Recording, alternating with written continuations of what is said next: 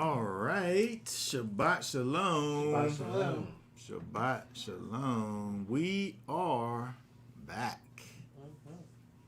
Continuing with our look at the triennial Torah portion. Today's Torah portion, we'll be looking at Genesis chapter 44 and 45. Bereshit chapter 44 and 45. This week's portion is titled I Am Yosef. I am Yosef. Okay, so we'll go ahead. We'll read through. Let's just read through. Let's read through the 44th chapter, and we'll go ahead and talk about that. Let me go ahead and put that up here on the screen so that we can view it. I'll go ahead and have you read 45, starting with the first verse. Yeah, nice and loud. 45.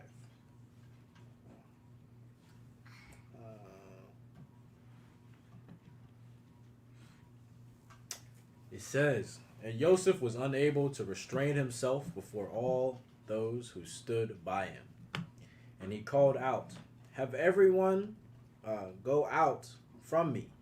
So no one stood with him, while Yosef made himself known to his brothers, and he wept aloud. And the Mitzrites and the house of Pharaoh heard it. And Yosef said to his brothers, I am Yosef. Is my father still alive? Hold on. My bad.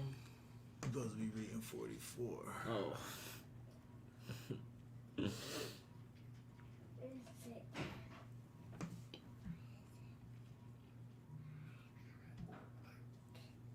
All right, let's try that again.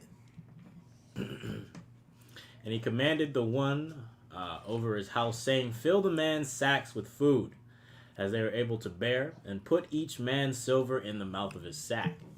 And put my cup, the silver cup, in the mouth of the sack of the youngest, and the silver for his grain. And he did according to the word of Yahweh which he spoke. Word of Yosef which he spoke. As soon as the morning was light, the men were sent away, they and their donkeys. And when they had gone out of the city, not having gone far, Yosef said to the one over his house, rise up, follow the men, and when you overtake them, say to them, why have you repaid evil for good? Is this not the one from which my master drinks, and with which he indeed divines? You have done evil in what you have done. So he overtook them and spoke those words to them. And they said to him, why does my master say these words? Far be it from us that your servants should do according to this word. See, we brought back to you from the land of Canaan the silver which we found in the mouth of our sacks. How then should we steal silver or gold from your master's house? With whomever of your servant it is found, he shall die, and we shall become my master's slaves as well. And he said, now also let it be according to your words. He with whom it is found becomes my slave, and you are innocent. And they hurried, each man let down his sack to the ground and opened his sack. And he searched with the oldest first and with the youngest last. And the cup was found in Benjamin's sack. And they tore their garments, and each man loaded his donkey and went back to the city. And Yehuda and his brothers came to Joseph's house, and he was still there. And they fell before him on the ground. And Joseph said to this, what deed is this you have done? Did you not know that a man like me indeed divines? And Yehuda said, what do we say to my master? What do we speak? Or how do we clear ourselves? Elohim has found out the crookedness of your servants. See, we are my master's slave, both we and he also with whom the cup was found. But he said, Far be it from me to do this. The man in whose hand the cup was found, he becomes my slave, and you go up in peace to your father. And Yehuda came near to him and said, O my master, please let your servant speak a word in my master's hearing, and do not let your displeasure burn against your servant, for you are like Pharaoh. My master asked his servants, saying, Have you a father or a brother? And we said to my master, We have a father, an old man, and a young child of his old age. And his brother is dead, and he alone is left of his mother's children, and his father loves him. And you said to your servants, Bring him down to me, and let me set my eyes on him. And we said to my master, The boy is not able to leave his father, for if he leaves his father shall die. But you said to your servants, Unless your youngest brother comes down with you, you do not see my face again. And it came to be when we went up to your servant, my father, that we told him the words of my master. And our father said, Go back and buy us a little food. But we said, We are not able to go down if our youngest brother is with us. Then we shall go down, for we are not able to see the man's face unless our youngest brother is with us. Then your servant, my father, said to us, You know that my wife bore me 2 sons, and the one went out from me, and I said, Truly he is torn to pieces, and I have not seen him since. And if you take this one from me too, and harm comes to him, you shall bring down my gray hair with evil to Sheol. And now if I come to your servant, my father, and the boy is not with us, since his own life is bound up in his life, then it shall be when he sees that the boy is not with us, then he shall die. So your servants shall bring down the gray hair of your servant, our father, with evil to Sheol. For your servant went guarantee for the boy to my father, saying, If I do not bring back to you, then I shall be a sinner before my father forever. And now please, let your servant remain instead of the boy as a slave to my master, and let the boy go up with his brothers. For how do I go up to my father if the boy is not with me, lest I see the evil that would come upon my father? All right. Okay, very good. All right, let's go back up. There's a few things we want to look at here. When we look at a continuation from last week, when we see that Yosef really is dealing with his brothers in such a way as to it seems as he's devised this plan to be able to gather them all together here.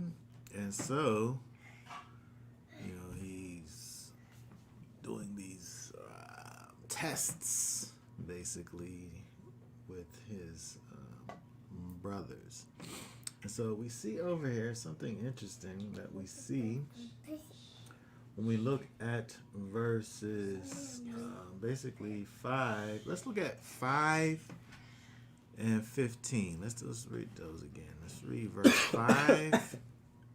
Read verse 5 there. 5 says, Is this not the one from which my master drinks, and with which he indeed divines? You have done evil in what you have done. And 15 says, And Yosef said to them, What deed is this you have done? Did you not know that a man like me indeed divines? Okay, so we want to look at this word here because it's interesting when we think about Yosef, who we know in fact is from Israel, the man Israel, Jacob, better known as Israel, also known as, I should say. And we know that whenever he is able to, when he has these dreams, when he interprets others' dreams, we see that he gives credit to the Most High. And so it's interesting that when we look here, we see in verse 4, when the brothers find this cup and recognize it as a divining cup. And then also when we see further down in verse 15 where Yosef essentially affirms this is a diviner's cup, it just caused me to think about some things over here, because we know that divining seems like it's something that is forbidden for us. So let's go over here. Let's go over here and look at. I use the word ukula Let's look at this word here. If we pull up our. You know how people like to call everything pagan. I know people do be calling everything pagan. Well, let's look at this here, verse 5. First of all, if we look at verse 5, where it says, whereby indeed he divines, this is basically indeed he divines is all one word. Or it's two, it's the same word used two times. And we'll just look at the one thing, but when we go down to 15, we also see here it's the same word being used, certainly divine, and we see that it's used two times over here. So it's just, it don't matter. We can look at this one. It's the same word, right? All right, so we look at this word here. This word is nakash. Nakash. Properly to hiss. Hiss. Nakash is what we would call a automatopoeia. Look that up, automatopoeia. Google that, automatopoeia. This word is made from the sound that a serpent makes, right? Let's see here. Onomatopoeia is the formation of a word from a sound associated with what is named. Okay, like, for instance, sizzle. Sizzle, I guess they're saying is an automatopoeia because of the sound that happens whenever you are frying some turkey bacon in the skillet, right? But also a serpent will hiss. Right? It hisses. And so the word nakash is a word that means to hiss, because it is the sound that the serpent makes. That is to whisper a magic spell. Ooh, my goodness. Wow. To prognosticate. Prognosticate is to is what's before gnosticate is to know before, to prognosticate, to know before, right? To divine, and to enchantment, to learn by experience, indeed, and to observe. And so it's interesting when we look at this word where it's mostly means, it has the idea of, first of all, the serpent, right? Nakash.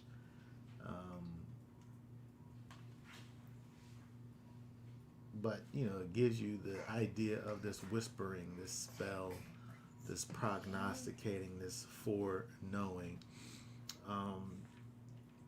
When I looked here in the Lexham theological workbook, it said that Nachash was to divine, give omens, foretell, but this, it says, is the act by which a person comes upon secret information that cannot be discovered by common means of observation.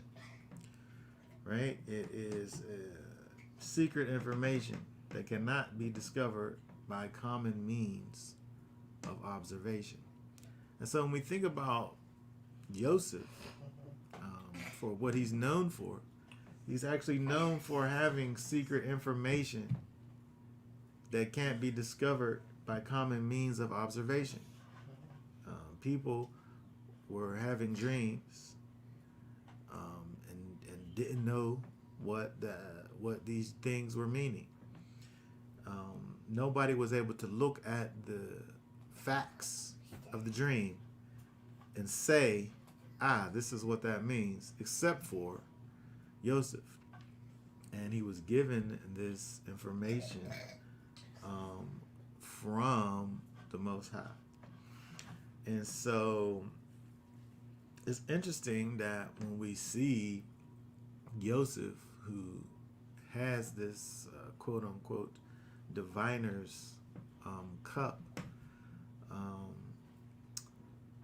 and we think about these customs of these other peoples who would, they would take, I don't know if they had, if they read tea leaves or whatever they did.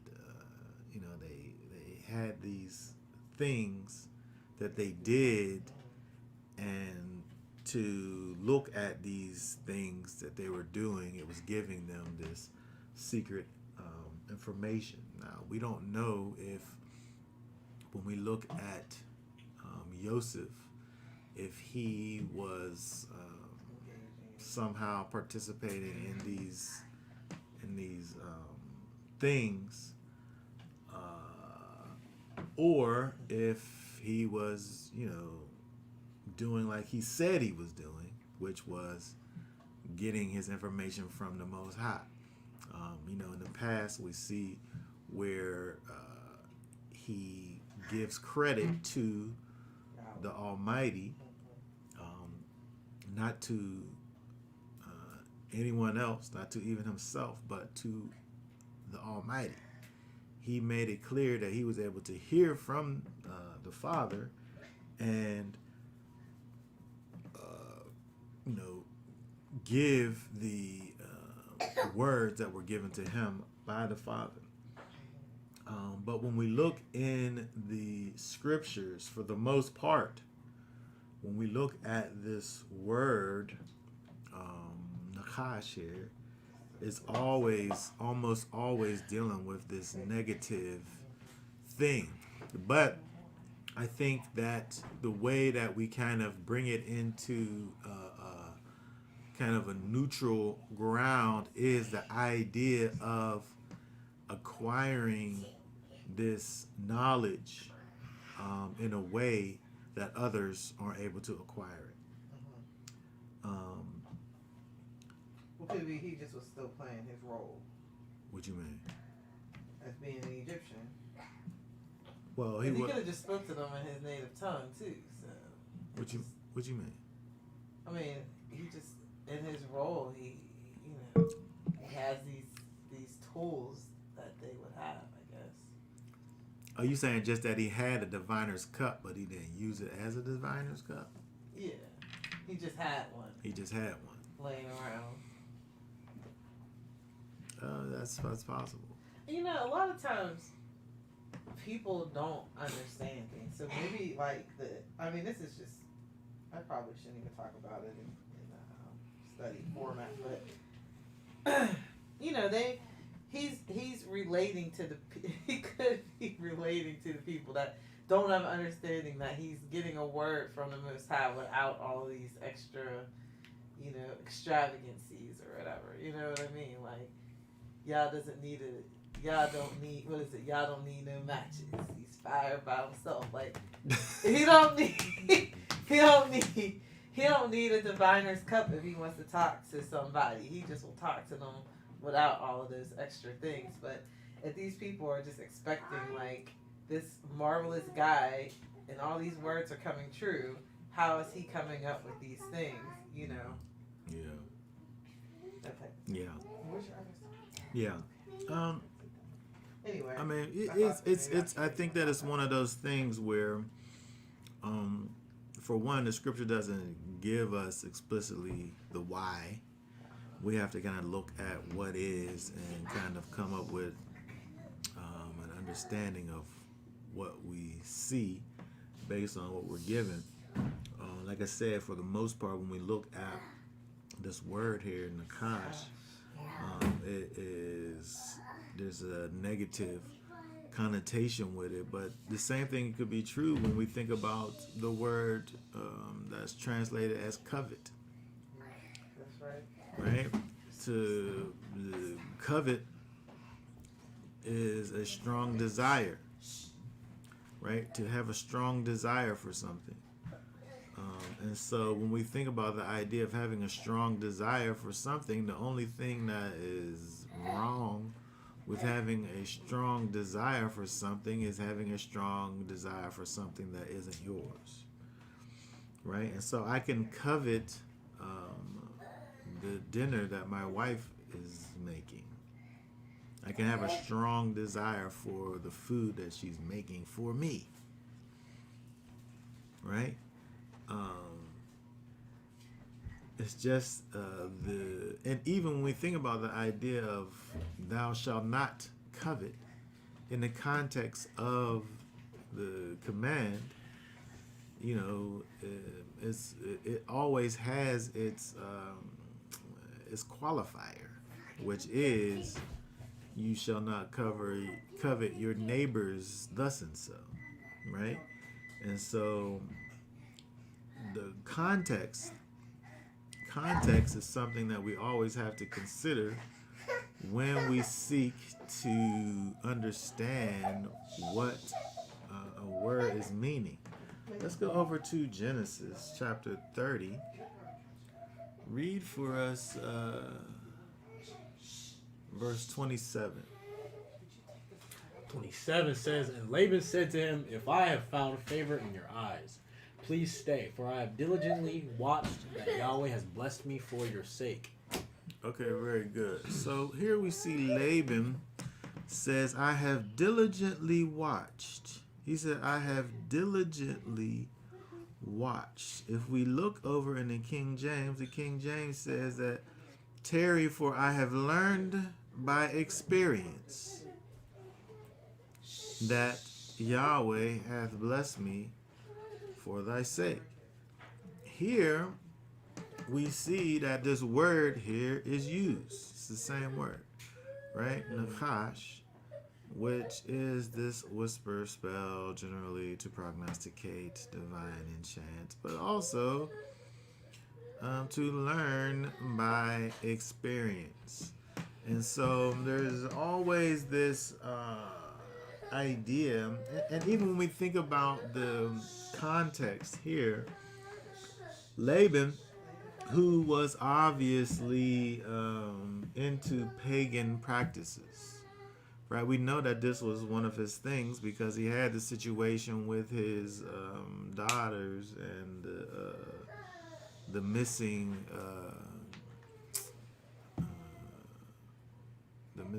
idols, right? The little trinkets. But the context doesn't lend to this being something that is intrinsically wicked. He was able to understand that these blessings that he was experiencing, it became self-evident to him that these things were happening to him from Yahweh, right? The things that were happening, there were things that were happening, and in regards to those things, his eyes were open and he was able to see. Right? So he was able to have a particular understanding to know, of this secret information, right? And it not be something that was discovered here from common observation, right? Somebody from the outside looking in could look and just see, oh, this guy, he has this and that. Look at all of these animals that he has, all of these goats and lambs and sheeps, right?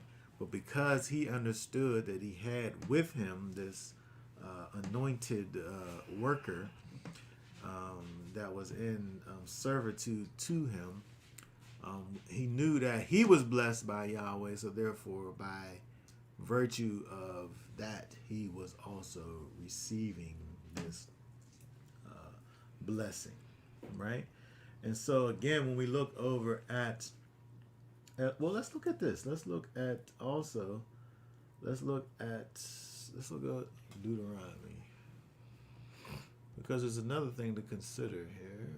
Let me think about this. Let's go to Deuteronomy 18. Deuteronomy 18.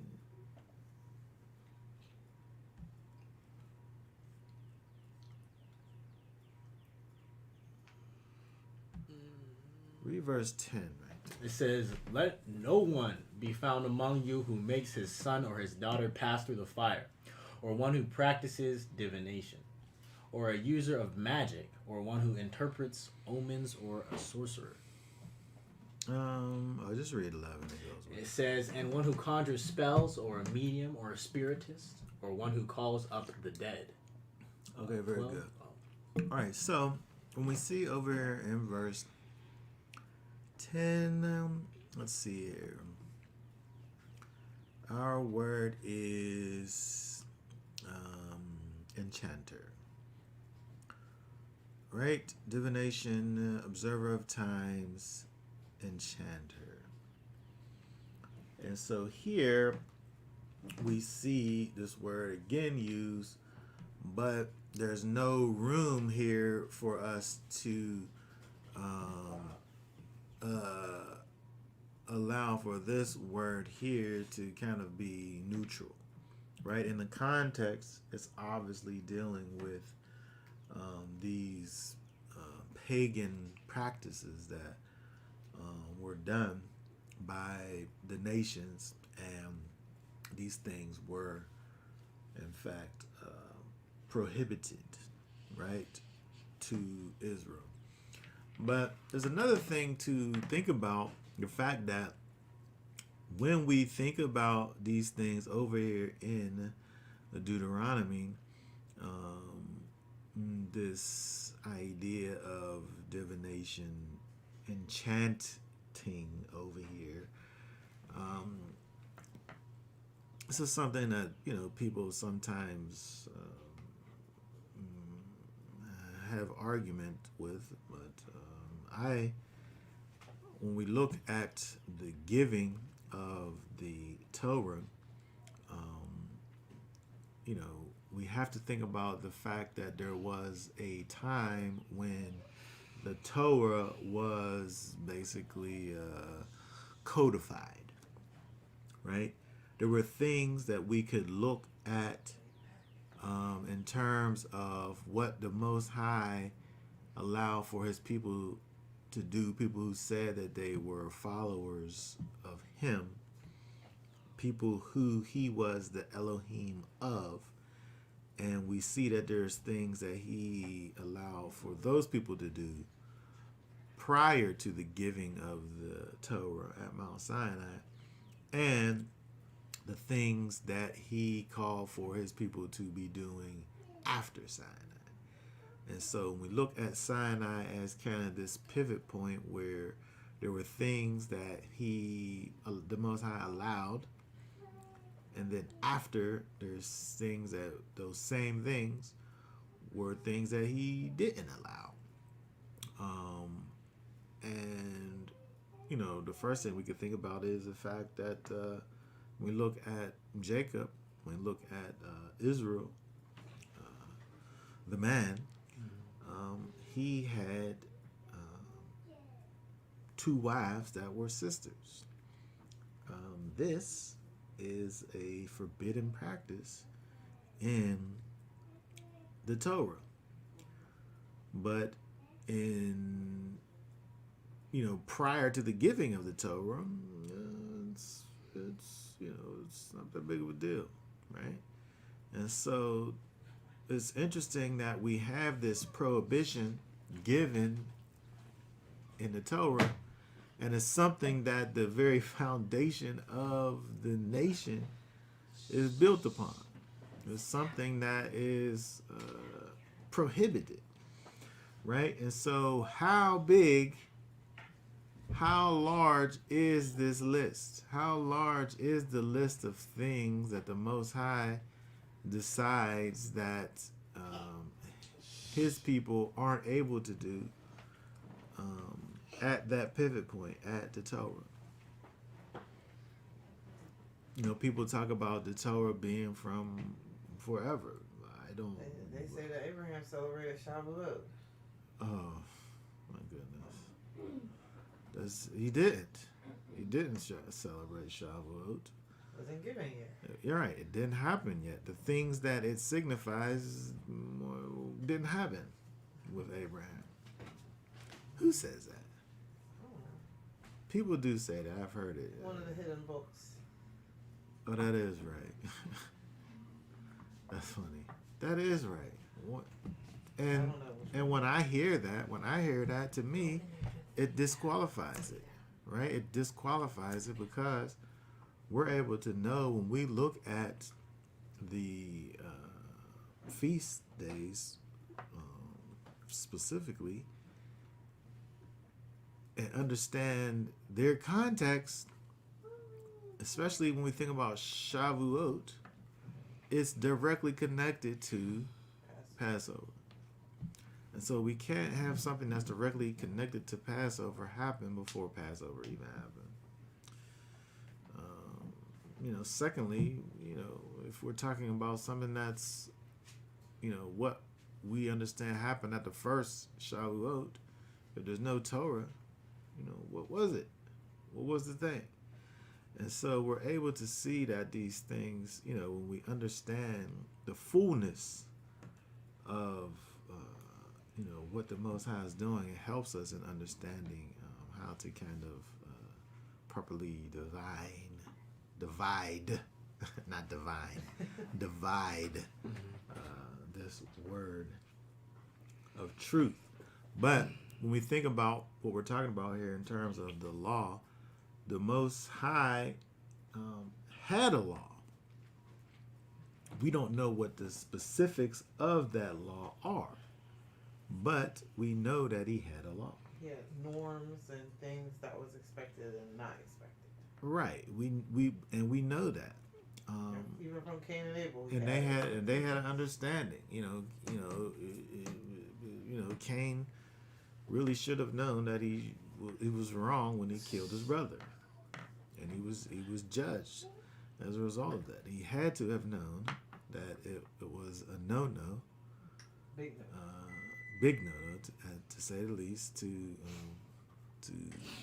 murder his brother, right? And so he was judged by that. They had a way of bringing forth offerings. One of the brothers knew what was acceptable, and the other brother didn't. Well, how did he know? Because there was a law that they had. We can only assume, that it was given to a degree. But to a certain degree, we can have kind of more of a concrete understanding that there was a law. If we look over at, there obviously was a law. I'm saying there obviously was a law, but that law, although it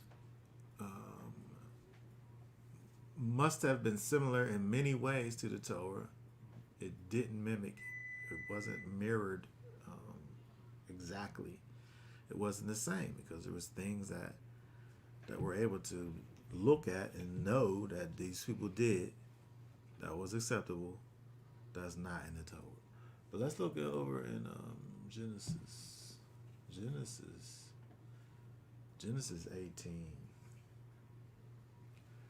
Genesis 18.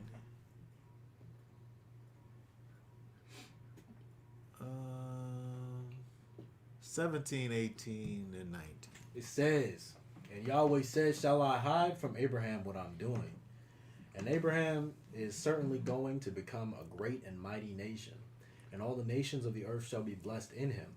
For I have known him, so that he commands his children and his household after him to guard the way of Yahweh, to do righteousness and right ruling, so that Yahweh brings to Abraham what he has spoken to him. 20? No. Oh. All right, so when we look at the Most High's dealings with Abraham, he knows that Abraham knows the way of Yahweh. The way of Yahweh. Right? There is a way of Yahweh, and then there is a standard of righteousness and judgment that the Most High knows that Abraham will teach his children and his household to do. He says, for I have known him so that he commands his children and his house after him to do what? To guard the way of Yahweh, to do righteousness and judgments or right rulings. And so where does he get these things from? How do we know about these things, right? Now, perhaps there was a type of divining that was incorporated in this. We don't know that. We don't know it because we don't know what this way of Yahweh is at this time. We do know that when we think about the Torah that's given later, that we have the black and the white stones, where they basically were just divining. If you reached into the thing and you pulled out one was yay and the other one was nay, you have these things that you're doing. Is the Most High is guiding it, but it's these things, that these physical things that you have. And so even when we look at that, it could be something that's kind of like the child of these ideas of, divining, right? When we think about the prohibition now, the prohibition is given to kind of separate what is acceptable in the Israelite culture from all of these other things, because we know that these other nations they're going and trying to speak to these other things that aren't Elohim, right? They're involving these idols and things that aren't the Most High. And so I'm saying all this just to say, when we think about Yosef, we can't say, well, he was a pagan, because he not only has a diviner's cup, but he doubles down on it in verse 15 where he says, yes, I divine. I feel like if you try to call him pagan, then you're pagan. Like, you can't call yourself pagan. Yes. Yeah. Exactly. It's not. That's just not right. Yeah. And so again, there is a way of Yahweh. We see from Genesis 18 and 19. But to us in 2023, this is non-specific, right? So we don't know exactly what that way is. We know that the way would resemble it would resemble what we know of as Torah, because any way that the Most High will be having for us or His people to be doing would only be something that's causing for us to kind of show the image and likeness of our Creator. But kind of the way that looks, is going to differ over time. When you think about us now and in these times, versus Israel in the wilderness or Israel in the times of the kings.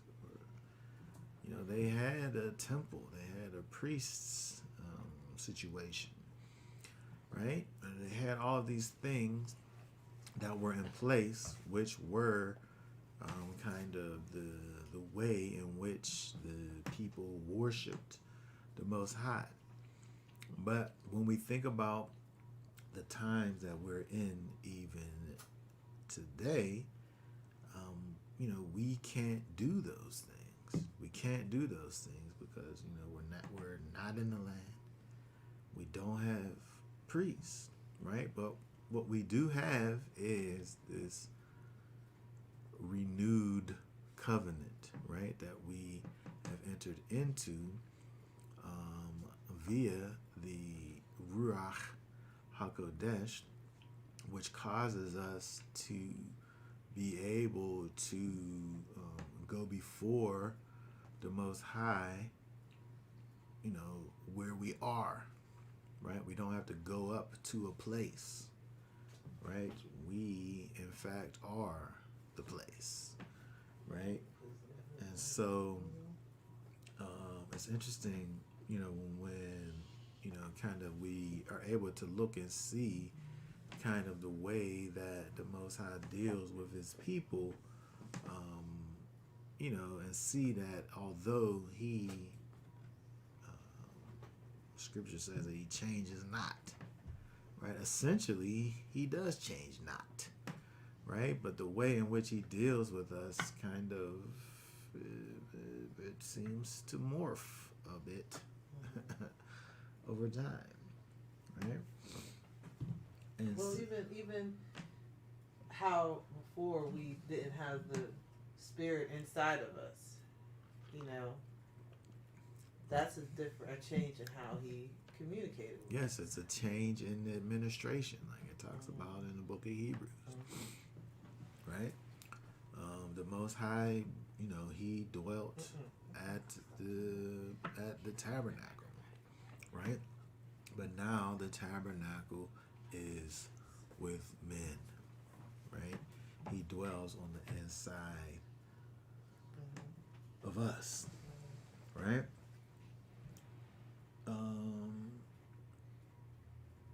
Let's look over at the book of John earlier. Let's see.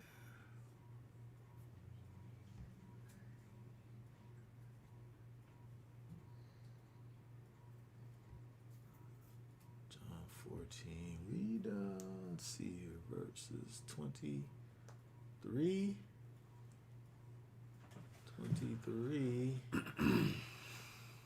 It says, and 24. It says, Yeshua answered him, if anyone loves me, he shall guard my word, and my Father shall love him, and we shall come to him and make our stay with him. He who does not love me does not guard my words, and the word which you hear is not mine, but of the Father who sent me.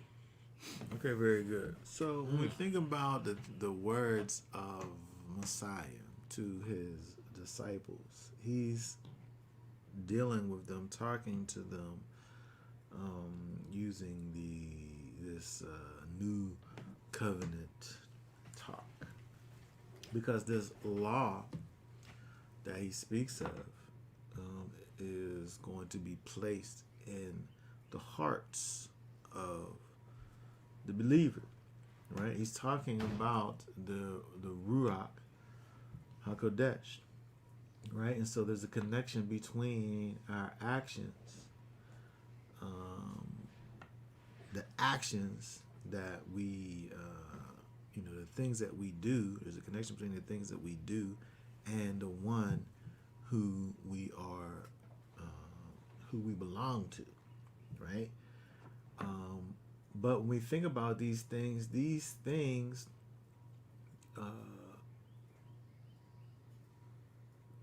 kind of have been spelled out for us in the Torah. But when we look back in the Torah, the things that is given us,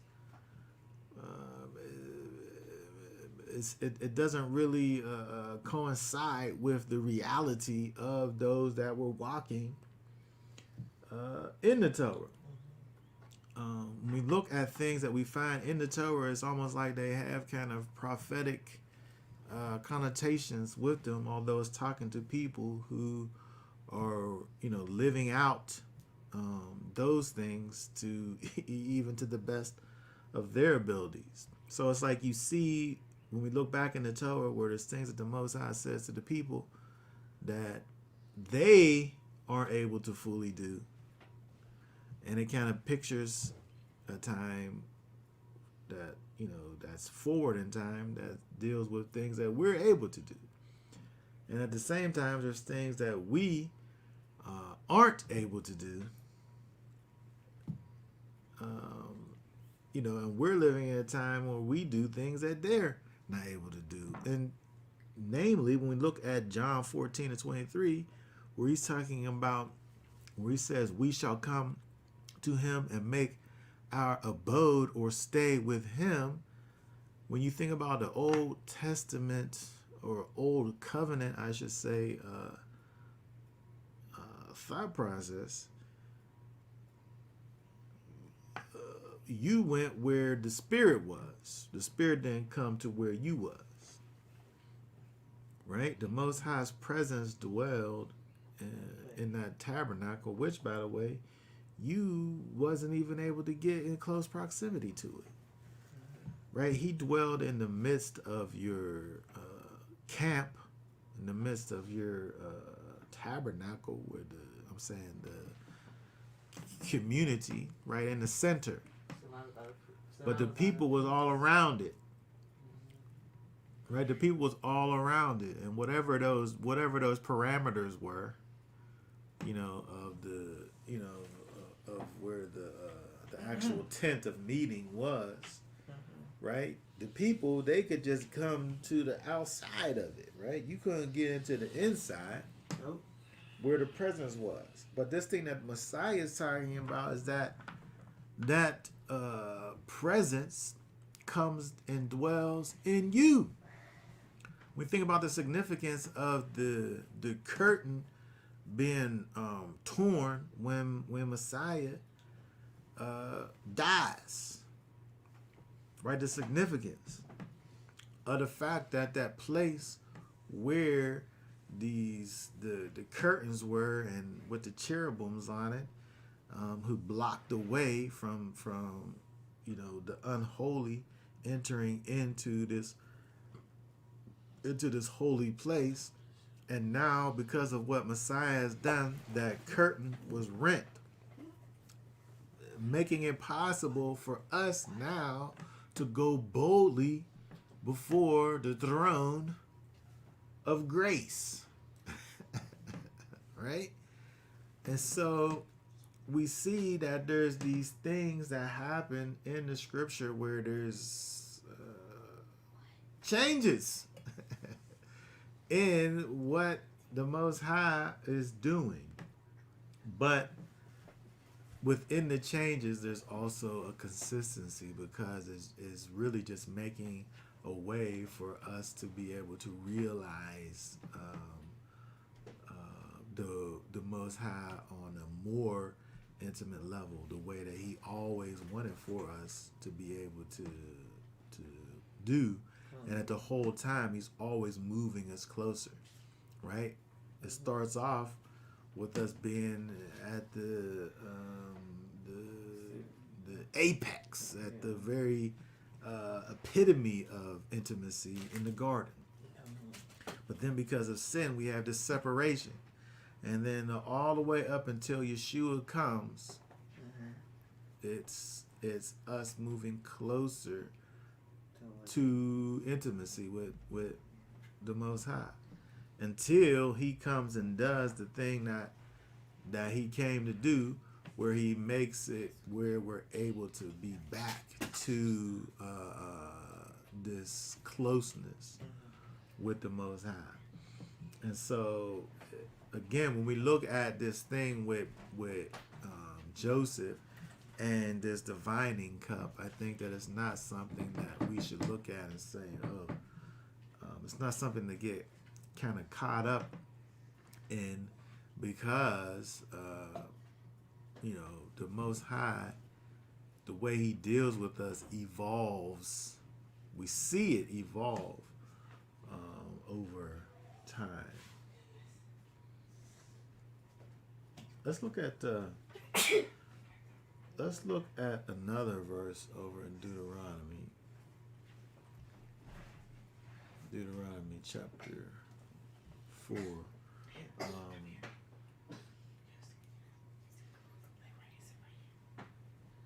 Deuteronomy 4. Read verses 4 down to verse 8. It says, "But you who are clinging to Yahweh your Elohim are alive today, every one of you. See, I have taught you laws and right rulings, as Yahweh my Elohim commanded me to do thus in the land which you go to possess. And you shall guard and do them, for this is your wisdom and your understanding before the eyes of the peoples who hear all these laws, and they shall say, only a wise and understanding people is this great nation. For what great nation is there which has Elohim so near to it, as Yahweh Elohim is to us, whenever we call on Him? And what great nation is there that has such laws and righteous right rulings, like all this Torah which I set before you today, or this day?" Yes, very good. All right, so when we look at I guess anything about the master plan of the relationship between the Most High and His people, is for us to be, even as He said in Exodus in chapter 19, for us to be a light to the nations, for us to be a nation of priests, so that we're able to, as we go and manifest the character of the Most High, the people will look at us and say, what a wise and understanding people that is. When they look at the way that we are, they should look at us and we should be desirous to the nations because of the way that we exemplify the Most High's character. Okay, and so when we think about, again, this idea of living this life of righteousness, right? When we look at Joseph, they had to have known at this point, I'm saying the people in Egypt, knew that his blessings came from the Most High, right? Because he made it known. He made it known to them that the wisdom that he had came from the Almighty. And then the things that he was doing were things that brought it brought prosperity to the land, right? It brought salvation to the land, right? To not only the land that they were in, but the surrounding, anyone who came and came up to the land where Joseph was, they was blessed, right? And so we're able to even see that the Abrahamic covenant is kind of being manifest through Joseph over here, because he's blessed, and then those that are coming up to him is also blessed, right? He's blessing his people and he's blessing the other nations as well. But it's all because of his connection to the Most High. And so it's interesting when we think about these verses over here, when we think about the idea of clinging to the Most High, adhering to, cleaving to, striving to live a life that is connected to Elohim. All of this for us, of course, begins with Messiah. But again, when we think about, the way that we right now are connected to the Most High is through Messiah. If we look back at the so-called Old Testament, the Old Covenant, I should say, that you was connected to the Most High just essentially by being Israelite, right? By blood, right? You was connected to the Most High essentially, just by keeping the physical commandments. And so now when we think about us keeping the physical commandments, we're not doing these commandments so that we can be connected to the Most High. We're keeping the commandments because we're connected to the Most High. The only reason why we're able to be connected to the Most High is through Messiah, through Yeshua. But this is a way of connection that didn't exist before, right? It's an evolution. It's an evolution that we see in the scripture. I'm saying evolution, but it's a change, right? It's a different situation, right? So again, when we think about Joseph, all this to just talk about Joseph and this dividing cup, because we could just say it was just a cup that he had and it just didn't mean anything, or we could say that it was a literal cup that he actually used unto the Most High. It literally could be either one of those things. But again, always pointing us towards nothing else but the Most High. Let's also look over at, let's keep on going. So when we think about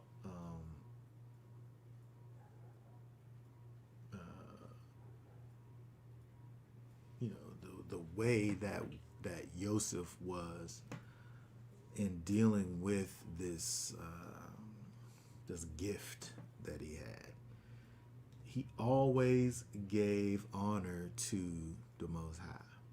And so, it helps for us to understand that the glory has to always, we can never get it confused. I think another thing that we're able to think at when we think about Joseph and this cup that he had is that we can't get confused about this thing that he had because of the way that he was all the way up until that point. We see at every turn he always gives the proper credit to the Most High, right? He always gives the glory to the Almighty. So when it comes down to us having to think about, where the credit goes, we don't have to think about it because he's already always put that out there for us, right? And so when we have these things that kind of potentially put us in these kind of ambiguous zones, we're able to come back to a proper understanding and know that Joseph, he always gave the glory and the credit where it was supposed to go. All right, so let's drop down. Let's go over to verse, let's see here.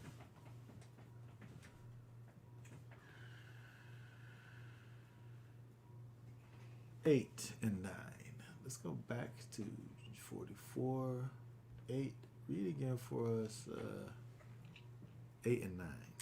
See, we brought back to you from the land of Canaan the silver which we found in the mouth of our sacks. How then should we steal silver or gold from your master's house? With whomever your servants it is found, he shall die, and we shall become my master's slaves. Wow.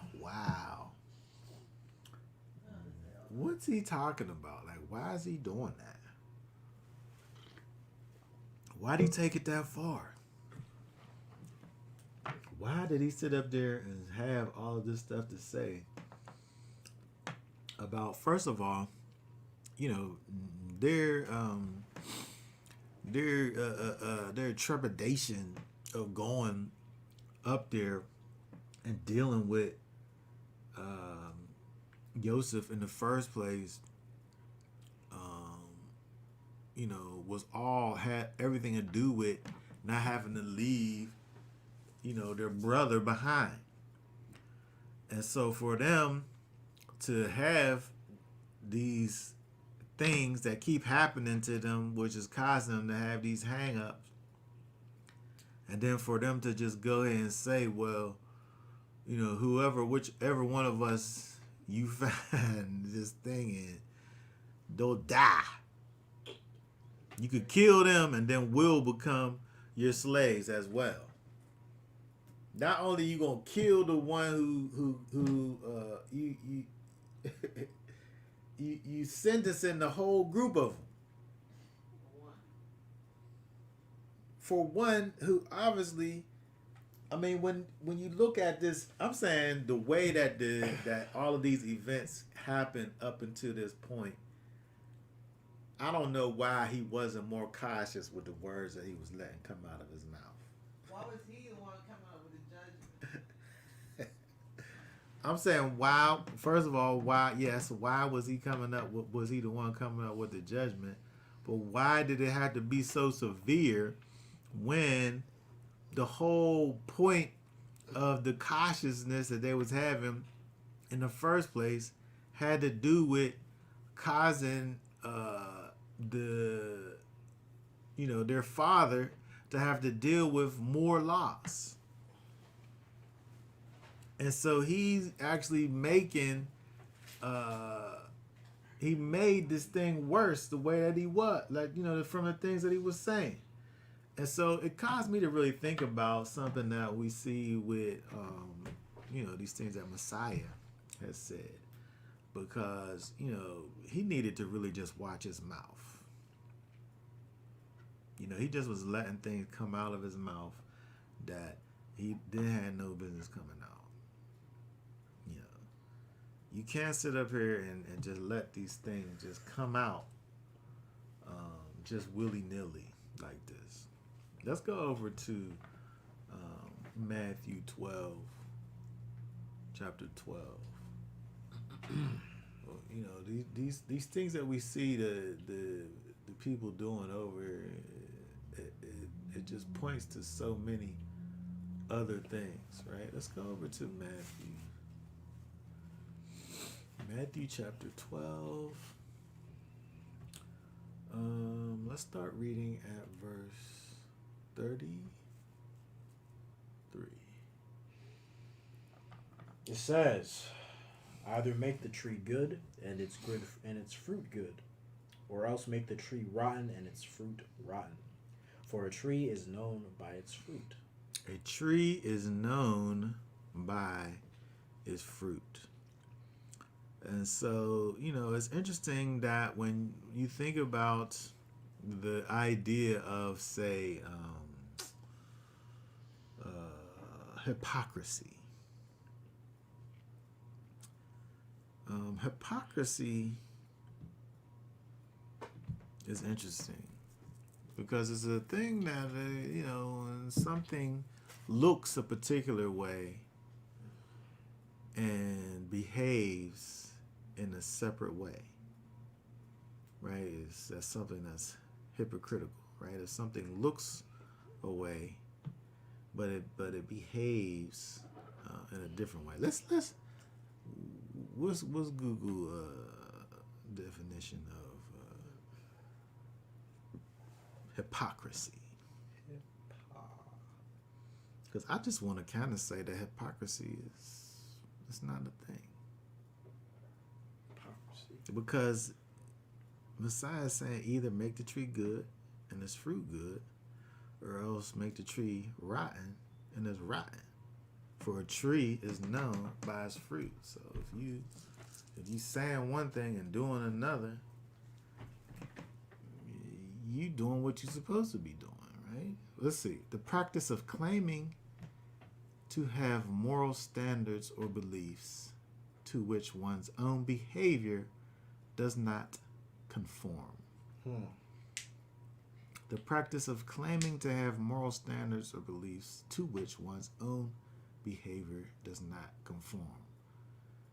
You should. I feel like he's talking about this tree. Like we could know a tree by its fruit.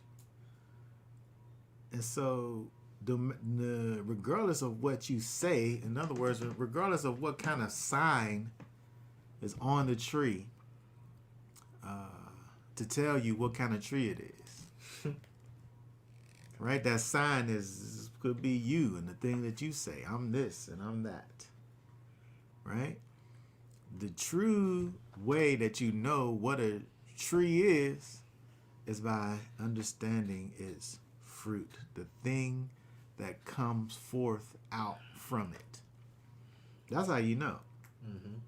Not necessarily what I say I am, but what you're able to see that I am based on the things that are birthed out from me. Read verse 34 there. 34 says, brood of adders, how are you able to speak what is good, being wicked? You wicked. You can't sit up here and talk to me about what's good. How you gonna talk to me about what's good and you wicked? You know, it's interesting that somebody, this is why I have a hard time listening to certain people. Because if they are openly showing me who they are through wickedness, based on what Messiah is saying over here, how are you able to speak what is good, being wicked? What he said after that? He says, for the mouth speaks from the overflow of the heart. He said, out of the abundance of your heart does the mouth speak. You could say whatever it is that you want to say about yourself. But in those times, like when you sit up there and say something, and then it kind of say, "Oh, I didn't mean that. I didn't mean what I said." Of course you meant it. That's why I came out. Because the mouth speaks from the overflow of your heart. If you got something inside your heart, when you kind of at your loosest, that heart speak is gonna slip out. And so people might say, "Well, I said this or that, but I didn't really mean it." Of course you did. That's the fruit of your heart. Right? That's the fruit of your heart. And so when we look back at the brothers, they say that they had their father's well-being in mind. But when the rubber met the road over here, they let all of this stuff come out of their mouth, which there could never have been anything good that could have came about based on these vows that these oaths that they were sitting up here proclaiming. Because at the end of the day, in their hearts, they're really wicked. And so let's read verse. Well, first of all, let's go over to read that again, verse 34. Brood of adders, how are you able to speak what is good, being wicked? For the mouth speaks from the overflow of the heart. Okay. So when we think about this, when it's interesting when you look at, other kind of interpretations of the scripture. When you look at the Septuagint, for instance,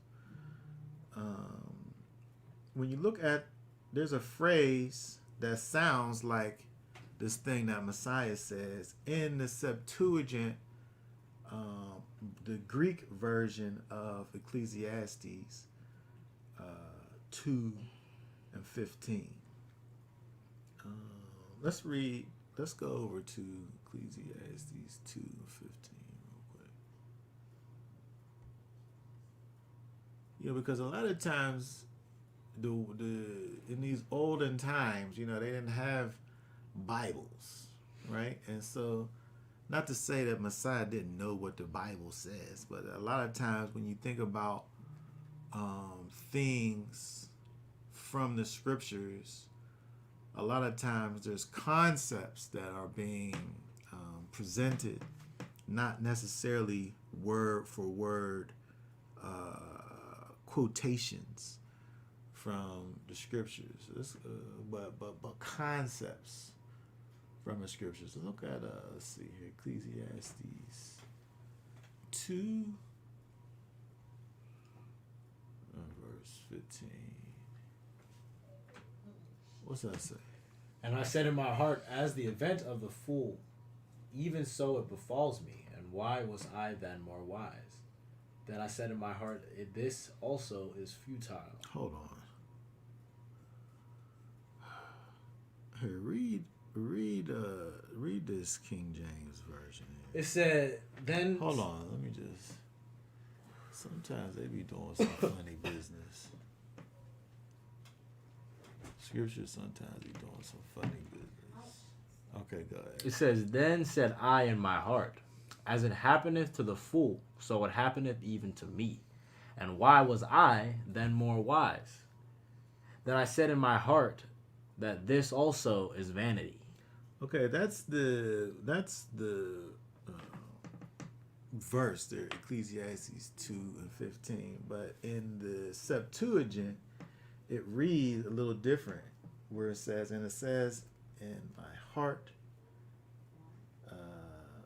I spoke abundance or much in my heart, for the fool out of his abundance speaks. And so when we think about the idea of folly, the fool is going to have all of these things to say about things, but it's not something that's necessarily rooted in truth or anything good, right? And so when we think about what Messiah begins to continue to say in regards to these words that we speak, if we go back to Matthew over here, he's cautioning people, you have to really watch what it is that you say, because there's consequences for the things that you say. Keep on reading read verse 35 right there. It says, a good man out of the good treasure of the heart bringeth forth good things, and an evil man out of the evil treasure bringeth forth evil things. Okay, so this is correlating with this whole idea of a good tree and good fruit, and an evil tree and evil fruit, right? A good man out of the good treasure of his heart, he's going to bring forth good things. But the evil man out of the treasure of his heart, right? He's bringing forth evil things. But 36. But I say unto you that every idle word that men shall speak, they shall give account thereof in the day of judgment. What is this word here, man? It says every idle word. What kind of word is that? That is, let's see. Negative. Lazy, useless, barren, idle, slow word. Right? It's just an idle word. It's something I didn't really think about this word. It just was something that was said, uncalculated speech. But the way that Yeshua is speaking about this over here, he's saying it might not have been some calculated speech, but it's the thing that came out of your heart, though. And so you may not have put any thought into this thing that you're speaking.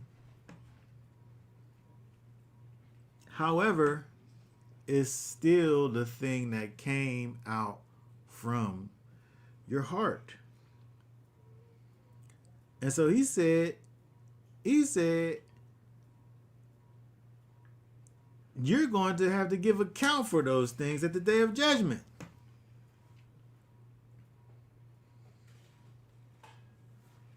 When we think about looking back over at Yosef and his brother sitting up here saying, whoever the cup is found in their bag, they could die. He literally put the price of death on the head of his brother, Benjamin. He didn't really have a thought about what could potentially happen. But he says, when we think back over to Yeshua in verse 37, here, read 37 there. It says, for by thy words thou shalt be justified, and by thy words thou shalt be condemned. Yeshua said, by your words you shall be justified. By your words you'll be declared right. Your words can either declare you to be right, or they can bring condemnation upon you. The way that they can declare you to be right is, well, when you think about what it says over in Romans chapter 10, 9 through 11.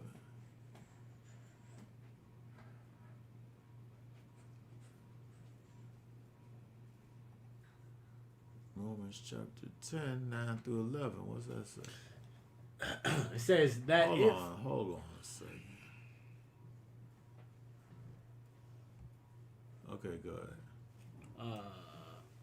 it says that if you confess with your mouth the Master Yeshua and believe in He your said, heart, if you confess with your mouth, if that confession, that declaration of faith comes out of your mouth, you could be declared righteous by your words, justified by your words. But again, we think about Messiah, what he was saying over there is these words being a manifestation of your heart. You're actually saying, bringing forth fruit of your heart when you're confessing with your mouth the Master. And what? What did it say? It says that Elohim has raised him from the dead. He said, confess with your mouth. That the Master Yeshua and believe in your heart. And believe in your heart. So there's a connection over here for you, which you confessing with your mouth and believing in your heart. You're confessing the thing that is being believed in your heart is being made manifest out through your mouth.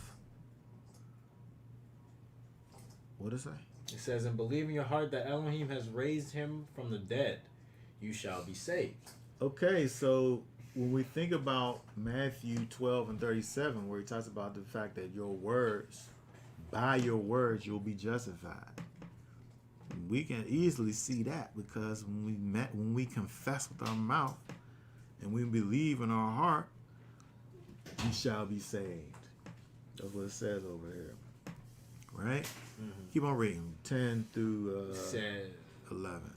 It says, for with the heart one believes unto righteousness, and one confesses with the mouth, and so is saved. Because the scripture says, whoever puts his trust in him shall not be put to shame. All right, very good. So, but at the same time, when we think about the fact that it's necessary for us, like Messiah said over there in Matthew chapter 12, we have to take account for these idle words that we allow to come out of our mouth. Because, if, say for instance, if we dealing with what we saw over in Genesis with Yosef and his brothers, and the brothers sitting up there saying that whoever the cup is found whoever bagged the cup is found, then he could die, and then we all gonna be your slave. He literally was bringing condemnation down on himself by opening his mouth and saying that. For no reason. gave up. For no He reason. didn't have to worry about giving a punishment. They was gonna give him one. And so for him to sit up there and say that, it just was like he just wasn't. It just wisdom wasn't there, right? But at the same time, we have to also think about these words that Messiah is saying over in terms of the things that we allow to come out of our mouths.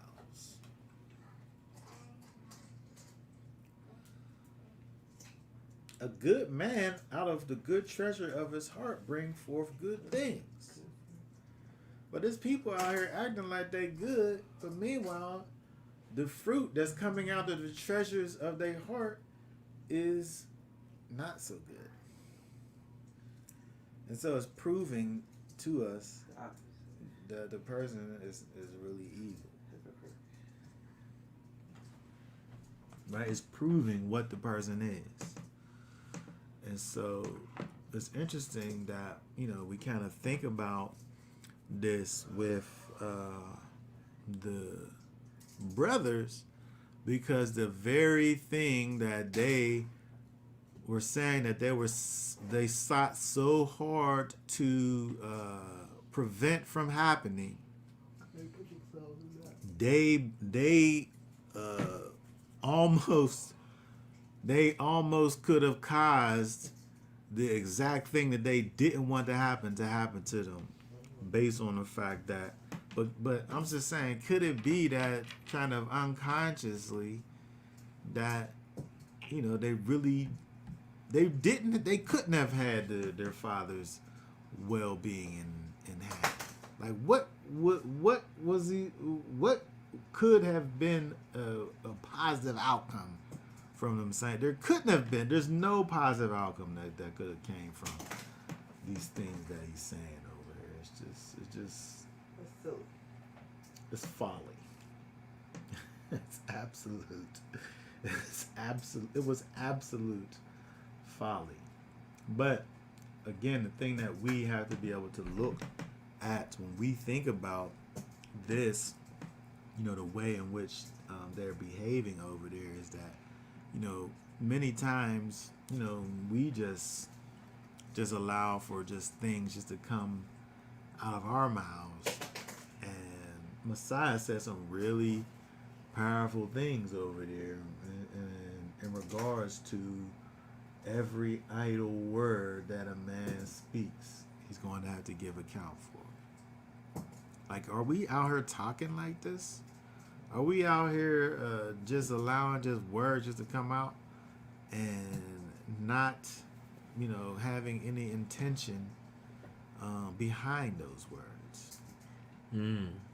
Because Messiah said, if you letting these idle words come out, you're going to have to one day stand in front of the judge and there's going to be a list. And they're going to be like, oh, remember that one time when you was just saying these things over here? What about that? Right?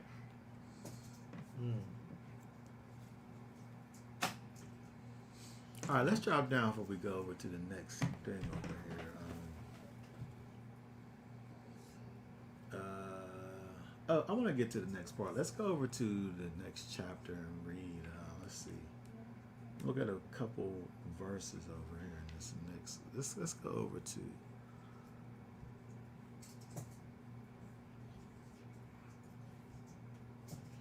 Let's go back to Genesis here.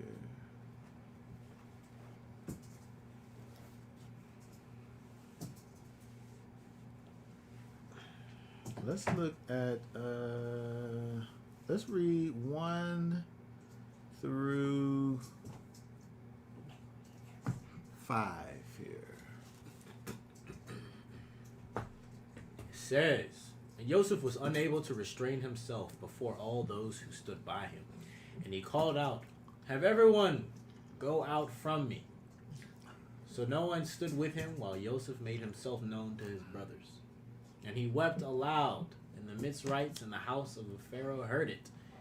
And Yosef said to his brothers, I am Yosef. Is my father still alive?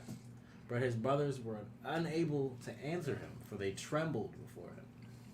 Then Yosef said to his brothers, please, come near to me. And when they came near, he said, I am Yosef, your brother, whom you sold into Mitzrayim. And now do not be grieved or displeased with yourselves because you sold me here. For Elohim sent me before you to preserve life. Okay. So it's interesting. It's interesting that when we think about, again, Yosef with this idea of him always putting the Most High at the forefront of things. He's able to look at this situation, which began as a terrible situation. It began as a terrible, horrendous situation where the brothers literally left their youngest brother for dead.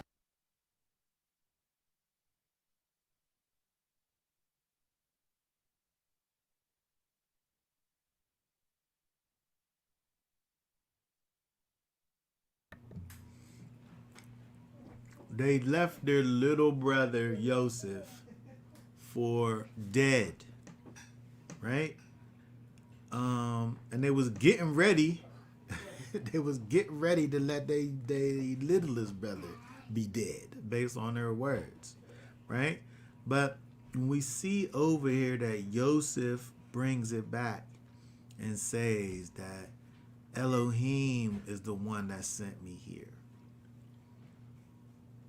to preserve life. And so it's interesting that when we look over here at the big reveal, right? Where he says, I am Yosef. I am he that will add. And that's what he does. That's what he has done up until this point is add. You know, his name, Yosef, means he will add. And the thing that he brought to this situation, he didn't do nothing but add to every situation that he was in. Whether it was when at the very beginning, when he just was at the right hand of the right hand to the right hand of Potiphar, right? He added to his situation. Then he went down into prison and he added to the prison situation, right? And then he became acquainted with people in the prison where he was able to add to their situation, which added to the Pharaoh situation, right? Mm-hmm. And so when you think about him, at every step, he's bringing life with him. And so he's adding life and sustenance and stability and preservation to every situation that he's in. Yosef is, right? And so it's interesting when we look at this big reveal here, where he says, I am Yosef. And it really caused me to think about because again, if we think about Yosef as being like this picture of Messiah, the time where Messiah is revealed, it's going to be just like this, right? Just like when they looked at him and then they all trembled, it says. They trembled, it says, because they looked and under, well, they it was a different situation because they, of course, they did him bad. They did him dirty. They definitely did Yosef dirty. But the idea of the revealing of Yosef causing there to be this trembling, where when we think about the fact that when the one that is typified by Yosef is revealed, Yeshua, that there's not going to be any more time for the naysayers to look and say and scoff at the idea of Yeshua when he reveals himself and he says, I am Yeshua. When it becomes visibly evident who the Messiah is,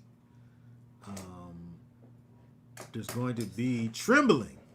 The brothers are going to tremble at that time, because judgment is about to take place. In their minds, they're thinking about what they did, which is correct. They should be thinking about what they did, right? Well, he brought it up. Who brought it up? Yossi. Yes, I said Yossi. He said. Yossi brought it up. He said, "Who you sold into this right? Well, he did bring it up, but he's bringing it up in the context of not to be grieved. He said, "Don't be grieved or displeased with yourself because you sold me here. Don't worry about the fact that you sold me and left me for dead here." Right? That's good. I mean, that's a horrible thing. It is a horrible thing. But what we see over here is the fact that he takes the blame and the guilt away from the brothers. He relieves them of the blame and the guilt. He takes the blame and the guilt away. And he gives the glory to the Most High. Almost to say that they wasn't even the ones to have done it. But the Most High sent me before you to preserve life. So he takes the guilt and the blame away from them and puts the glory to the Most High. And so when we think about Messiah, right, who came and lived and dies for us, right? People will sit up, the Defamation League will sit up here and talk about, it's defaming the Jews to sit up there and say that the Jews killed Jesus,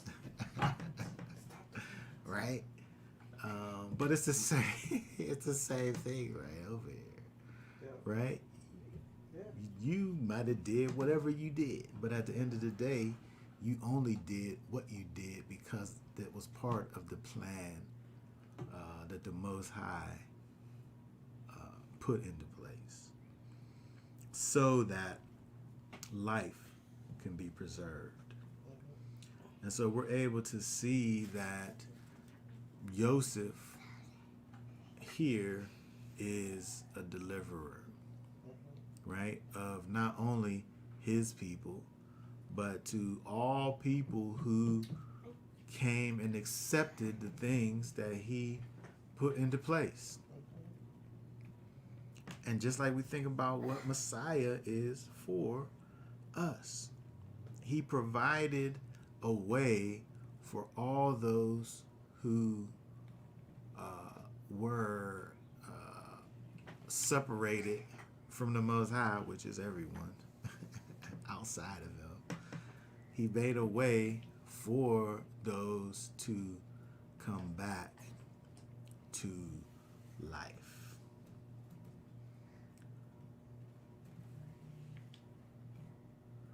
And so it's interesting that we see this kind of big reveal here and kind of the connection that it shows for us with what it will be like when Messiah, Yeshua, makes himself known.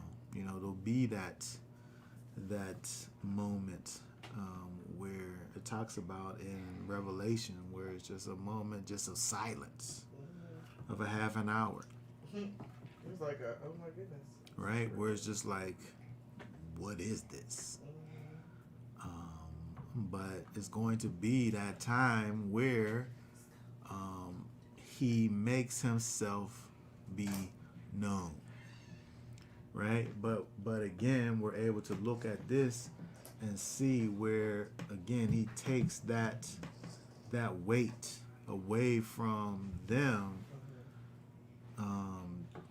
and letting them know that they don't have to worry about the shame or the guilt or the blame of all of the wrong that they've done. As far as Joseph is concerned, you're forgiven. You were doing all of these things. He's doing all of these things not out of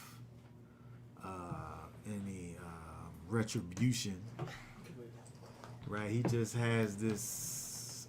He just goes about this kind of elaborate scheme that he has, all with the intentions of bringing his family in its entirety back together.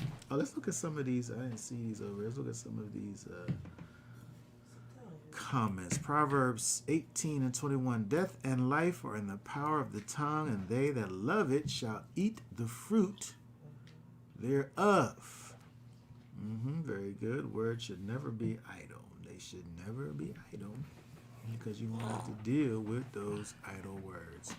We also have here, he is returning with a sword, bringing judgment upon the nations. That's right. And so there's going to be much trembling when he returns, for all those that are on the wrong side of judgment. Now, I have a question.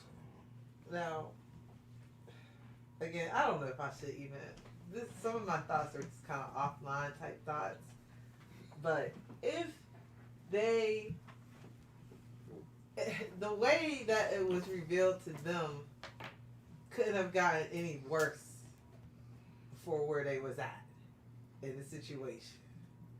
Like, they was begging, pleading basically for their life.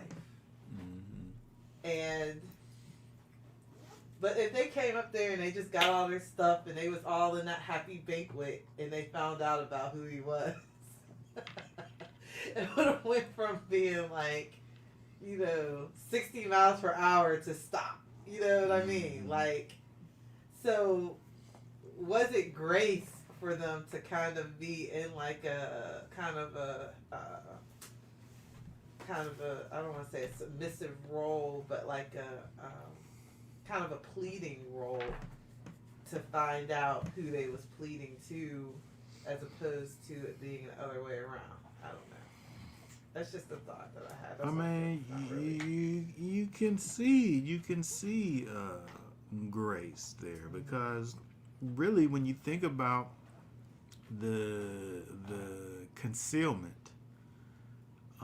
say there was some overzealous servant that was there and was to find out that these people in a former life tried to kill their master, say. And he goes into protection mode and kills one of them or something, right? Rashly. Anything could have happened. Yeah, for real. Somebody could have just looked at Yosef crying and thought that somebody hurt him and did something. Like, why is this to, you know what I mean? Anything could have happened. And so we see where Yosef, the deliverer, takes these things into account and causes it to be kind of a slightly private kind of a situation to kind of, I would say, kind of, chill the whole situation out, where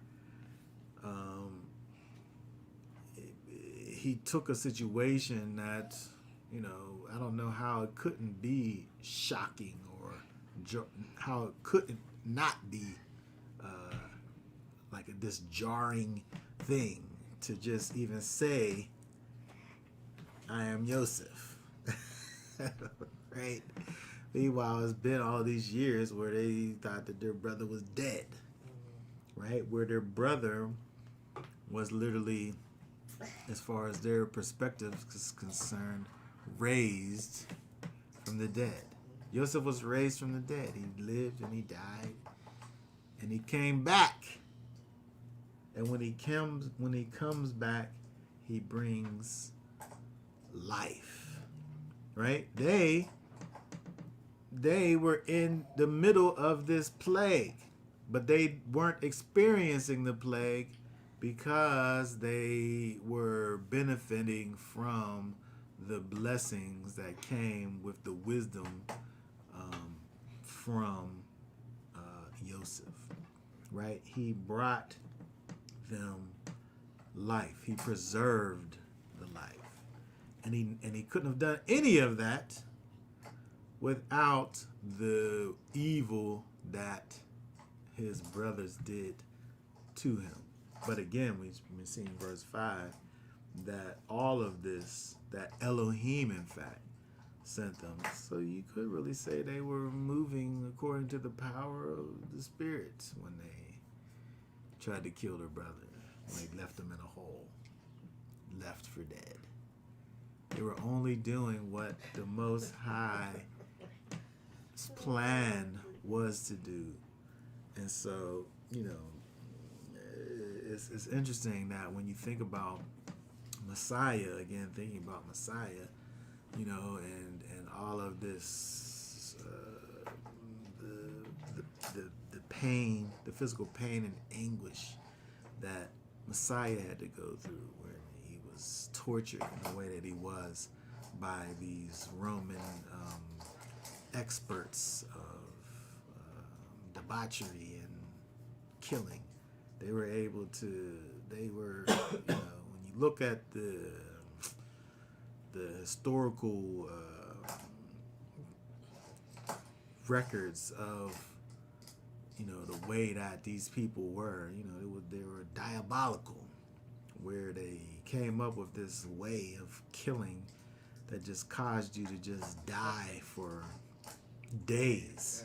Yeah, that's so crazy, because it's like Israel, like if you did something wrong, you just got put to death. Yeah. You got stoned and it was done. Mm-hmm. But these people, nah, death is too good for you. You gotta suffer. You gotta suffer to the last drop. Mm-hmm. Yeah, and so they're like this. They came up like with these torture methods that were, at the time they were second to none. But all of that, when we think about all of that, it's all for the purpose of, bringing about the plan of the Most High. And so, we can only look at man and we can only blame him, but for so much, because at the end of the day, these things are allowed to happen because of the Most High. Because he is, in fact, in control. So let's look over at Matthew 10 and 26. Read 26 down through 33. It says, "Therefore do not fear them, for whatever is covered shall be revealed, and whatever is hidden shall be made known. What I say to you in the dark, speak in the light, and what you hear in the ear proclaim on the housetops. And do not fear those who kill the body, but are unable to kill the being. But rather fear him who is able to destroy both being and body in Gehinnom. Are not 2 sparrows sold for a copper coin, and not one of them falls to the ground without your Father? And even the hairs of your head are all numbered.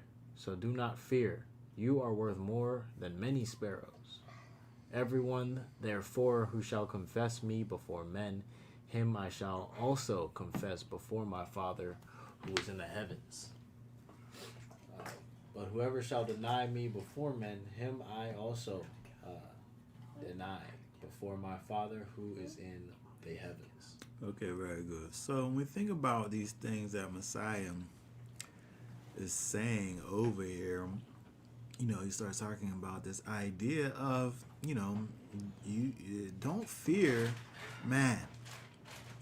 Because at the end of the day, these things that the Most High is allowing for man to do is just that. There are things that man is being allowed to do. The Most High is the one who is truly in control. So we can't look at man, because the Most High is the creator and sustainer. He's the sustainer of all things. And so we have to be able to understand that the Most High is the one that's in control. And Yosef, he's teaching a lesson over here when he says to them, don't grieve because of what you did. Elohim's the one that sent me here. And so, we sit up here and we look at all of these things, and people do things to us, and, bad things happen to us, and we're steady looking at the physical representation of our situation. Meanwhile, the Most High allows for these things to happen. So, you really, what you should be asking yourself is, what is it that what is it that I'm supposed to be learning right now, Father, when you allow this or that to happen, right? Not look at what this person or whatever that's doing this or that. Who do you think you is, right? But the real question is, what is it that the Most High, what is it that you're showing me now in this moment, right? Dealing with this situation over here. Because the Most High is the one who is in control. Again, when we look at Yosef, according to what he's saying, the way that he's relaying this to his brothers, Elohim put him in the pit. Elohim is the one that brought him to Egypt, right? Not the Midianites or whoever it was that ended up having Yosef, at the end of the day. We are not to fear man, because he's just working out the master's plan. We need to fear the one who's able to kill the soul and the body. Like, somebody could sit up here and take your body, but they can't take your soul. But you need to fear the one who can do it. And that fear that we have for the one who can do it actually, should be the thing that causes us to come to a realization that I need to be doing whatever it is that I can do to stay on the right side of the one who's able to kill both the body and the soul.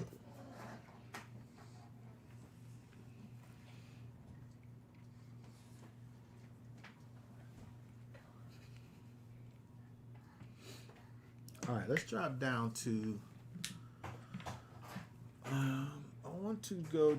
let's go back over to Genesis, lastly. Go over to Genesis 45.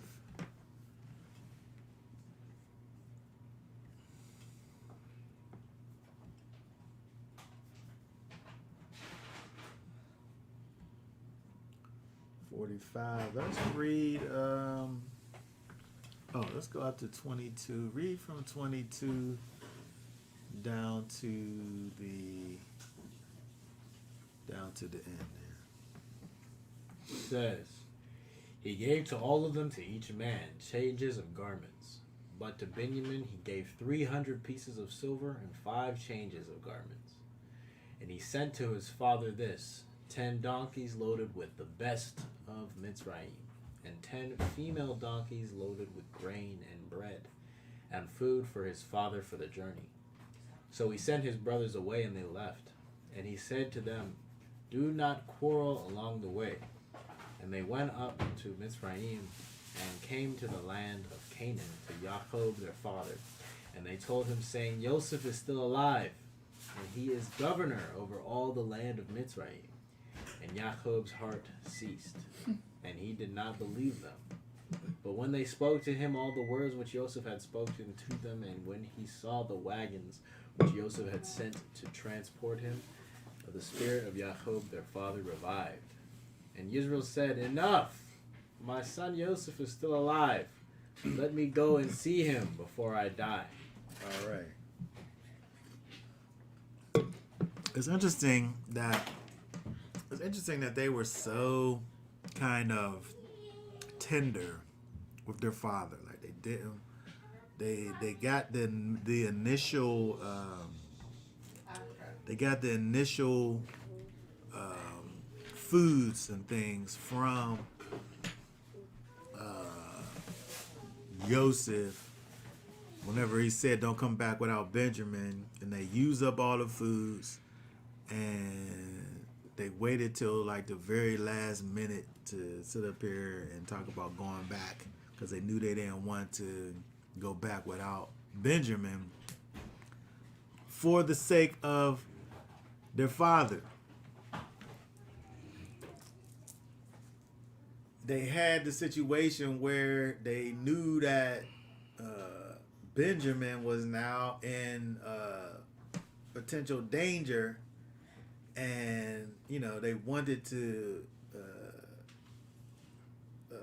protect the heart of Jacob, and then they go back and just blurt out, Yosef is still alive. It says Jacob's heart ceased. You have a heart attack or something? Like, did he fall out? Or is that just like a euphemism or something? It's like when you say, "Oh, your heart's, my heart started, my heart stopped." I know. Like when you hear some crazy news, your heart just like. I know. Like that right there, he didn't believe him. That's the craziest thing they could have even said to him. Right?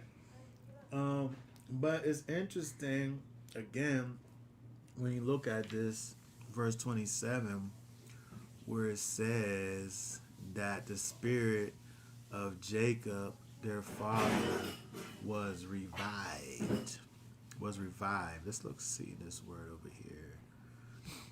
Verse 27, revived is kaya, to live, to revive, to keep, it means life, live, nourish, preserve, quicken, recover, right? All of these things, repair, restore, revive, to be whole. All of these things we say come as a result of the knowledge of Yosef's, the culmination of his actual death and his resurrection brings about the spirit of life in Jacob. It's so interesting when we think about the fullness of Yosef's kind of situation from Yaakov's perspective, where he dies. But in the scope of things, he had to die. He had to die so that they could have this these blessings here happen. Right? Without the wisdom of the Most High being manifest in Egypt at that time, the people die because there's a famine that's coming, and they need that wisdom from. It seems like the only one who's able to hear from the Most High. It's almost like Joseph is like the prophet, and he's a prophet of the Most High, and his word, the Most High's word, has to come through the prophet. Yeah. And so he has to be in that situation at that time for all of this stuff to come together. And so, again, when you think about the fact that he had to die, but not only did he have to die, but he had to resurrect. He had to come back. And when we look at Jacob, his heart was broken. He was a different guy all of this time. because he was without his favorite son. And for his whole that span of life to just have a renewal just happen as a result of the resurrection of the son.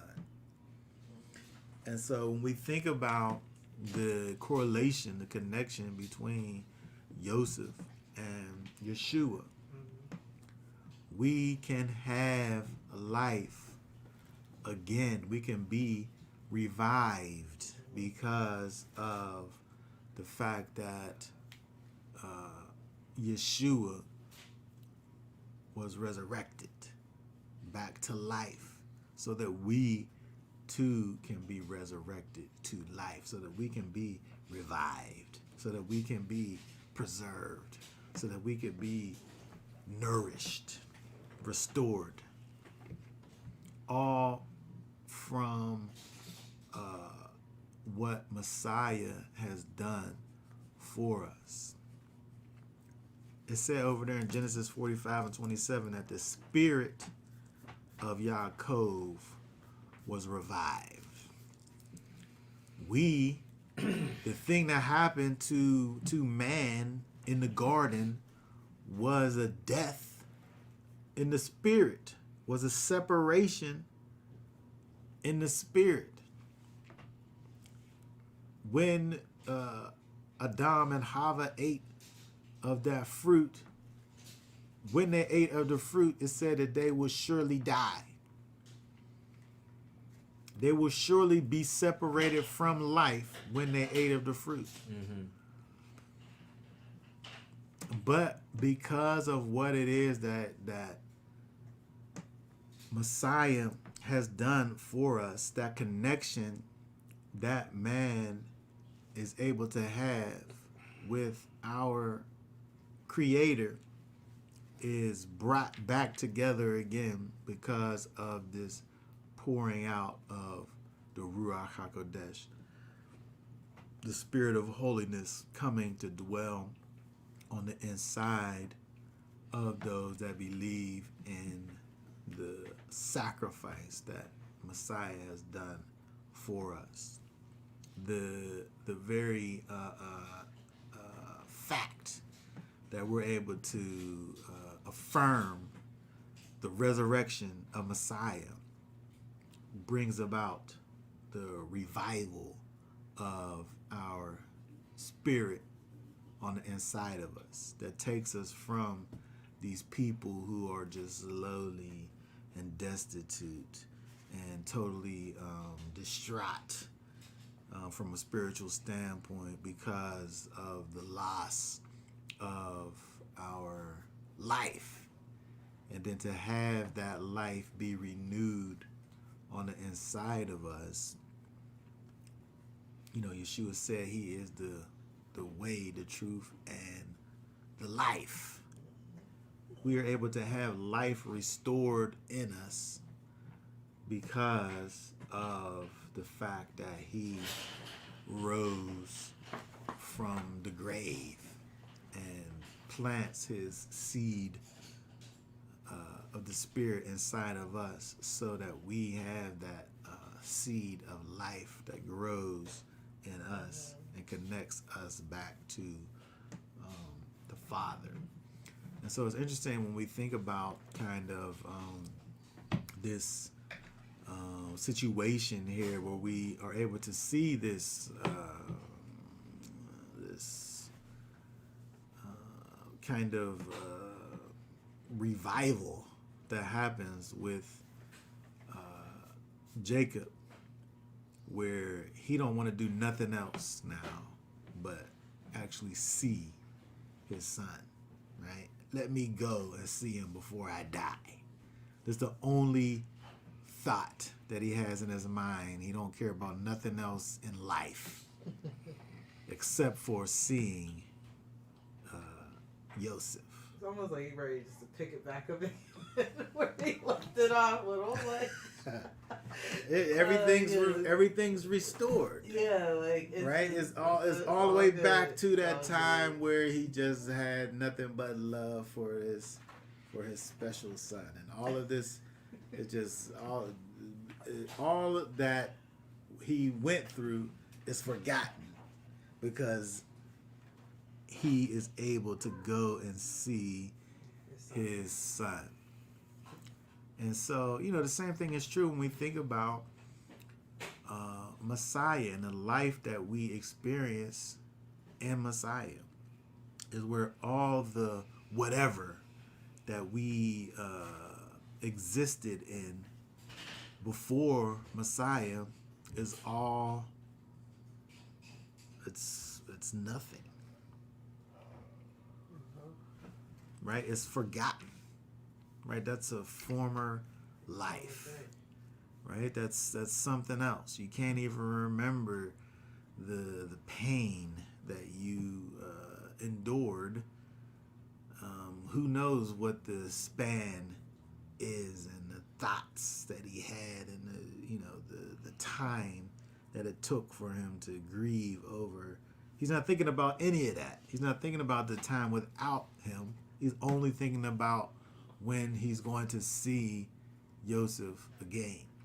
And so when we think about what it is that we experience through Messiah, where he literally causes us to be a new creation, where he makes us new, where he don't cause for us to sit around and think about whatever it was that we did in our former life, because when we give our lives over to him, all of those things are forgotten. And the only thing that we look forward to is seeing our deliverer face to face. Let's see what some of these comments say here before we finish up here. Interesting reading. Jacob's spirit being revived as we ascend to Shavuot. Giving an implantation of Yah's Ruach, reviving us again. Yes, it's very fitting. Ascension after affliction, just as Joseph experiences. Yes, very good. Truly redeemed, brought back with a price. Yes, hallelujah. Yeah, so when we look at Joseph, through the lenses of Messiah and what he's done for us, it's interesting. So many different things that we're able to see in connection with what Messiah has done for us, and also what we see, kind of what Joseph did for his brothers and his father, his family, and so forth, where there's so many correlations. But again, when we think about the scriptures as a whole, the whole scriptures is about Messiah, right? We read stories of Moses and Joseph and Abraham, but the book's about Messiah.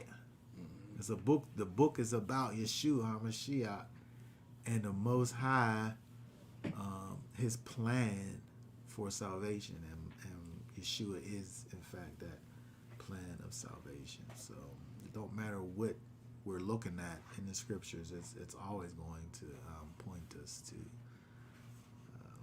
Messiah. Okay, does anybody have any last questions, comments about any of this before we are finished over here? I wanted to make a quick comparison. Go ahead.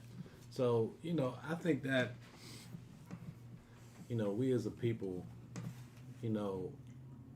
we have these Yosef experiences where the community, people rise out of the community. Well, they don't rise. They are basically, destroyed by the community, right? They go through all these hardships, all of these, difficulties, and then it shapes them into the men that they become.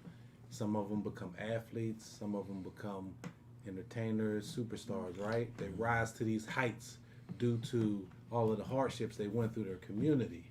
Yeah. And when they get to their height, they never come back for their brothers and sisters and change the circumstances in their communities, right?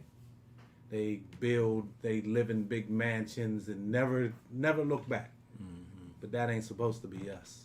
Our Yosef experience is, yes, we died, right? We died, willingly died. And then we were resurrected in Yeshua, born again. And we're supposed to go back for our brothers, our sisters, and lead them to this new life as well. Yes. It's interesting. It's so, those words are so befitting of what we're dealing with today with this title, where Yosef says to his brother, I am Yosef. But when you think about what it is that Yosef here is doing, and then you tie that in with our life in Messiah, you say those words just as you were saying that Yosef said. I am Yosef. He went and, he was blessed beyond belief. And he could have said, Bump them. I'm good with them. I don't got to even think about them people again. Right. No more. Right. But he was not able to, when he was reminded of he was quickly reminded of his family when they came up like everybody else came up. He didn't stop with his things that he was doing until he was able to get his family back together again. And when we think about, our lives in Messiah, that's what we are to be doing. We don't just make it to the big house, quote unquote, Right. and forget about the people that was left behind. We got to reach back. We got to go back and deal with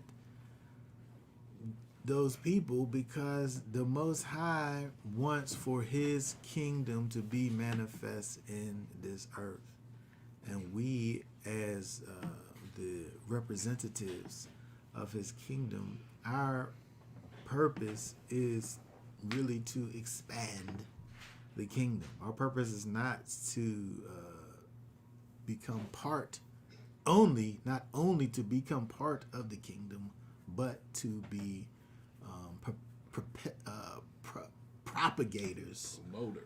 promoters and propagators of the kingdom. And so this whole, that whole crab in a barrel philosophy is of the devil. Right? We get out the barrel, but then we got to reach back into the barrel. You should be the crab that's pulling other crabs out. Not back in, but out. Right? And that's the perfect picture of what we see with this story of Yosef, is that it seems his heart's desire was to bring his family back together again. And so the same thing is true for all of us, is when we make it back to the Father, our goal has to be not only making it back to the Father, but bringing our brothers and sisters also back to the Father, and all together under his unity. All right, so that being said, we're going to go ahead and be done here. God willing, we'll be back on next Shabbat to continue with our look at the scriptures. Thank everyone for their comments and additions to the situation.